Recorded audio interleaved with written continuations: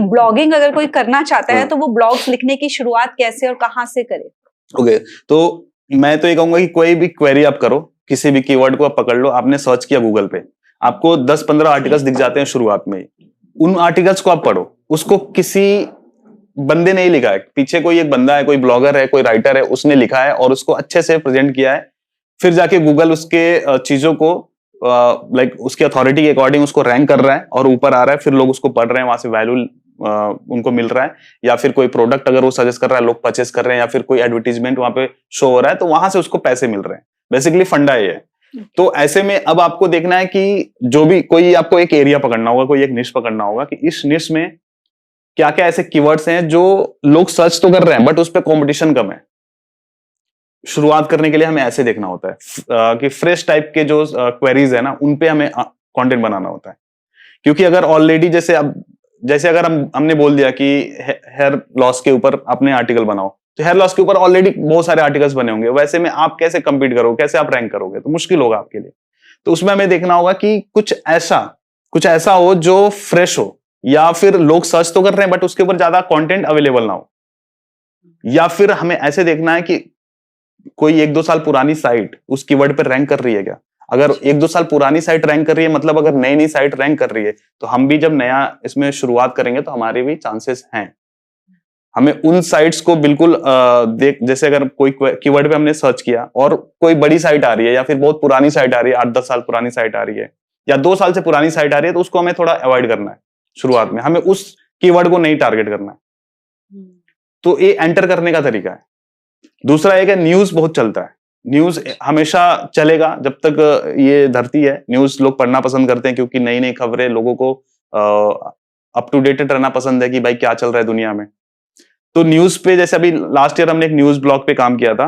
With in 3 months हमने उस पे पर डे का 1 लाख ट्रैफिक हमने किया था, पूरा ऑर्गेनिक। हमने कोई ऐसा वो नहीं किया था पेड वगैरह चैनल से या फिर किसी और सोर्स से हमने नहीं ट्रैफिक भेजा था, पूरा ऑर्गेनिक गूगल से ही आ रहा था। तो उसमें हम सिंपली क्या करते थे, हमने मान के चलो हमने ऑटोमोबाइल कैटेगरी पकड़ ली और उसमें ऑटोमोबाइल से रिलेटेड जो भी न्यूज आते थे कि ये कार लॉन्च हो रही है, या फिर ये कार लॉन्च होने वाली है, इसमें ये अपडेट आने वाला है, तो ये सारी चीजें हम दिन में 6-7 आर्टिकल पोस्ट करते थे।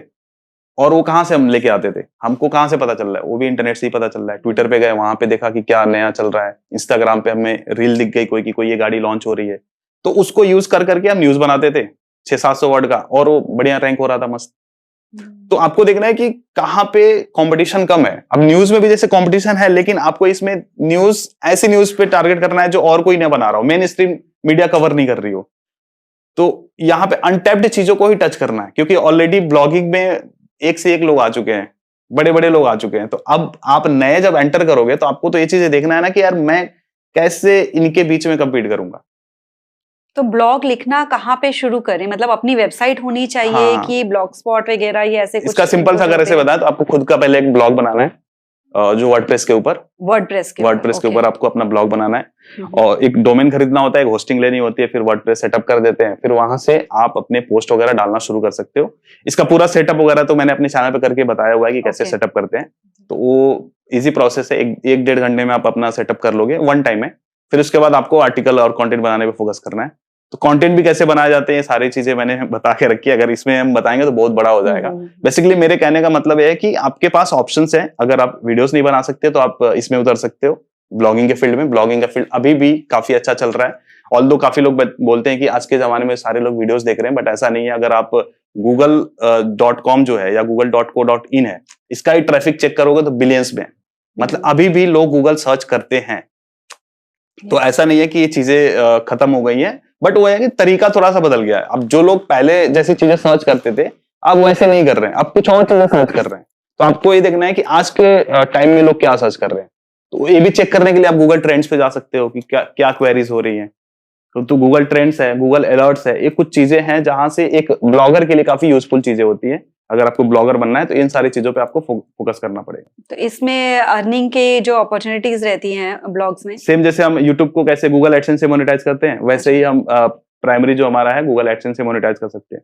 पर्टिकुलर अगर किसी प्रोडक्ट के बारे में हम, ये पहले थोड़ा चल रहा होता था अफिलिएट वाला, अभी 1-2 साल से गूगल ने ऐसा अपडेट दिया हुआ है जिसमें अफिलिएट वाले ब्लॉग्स ऑलमोस्ट डेड है। अच्छा।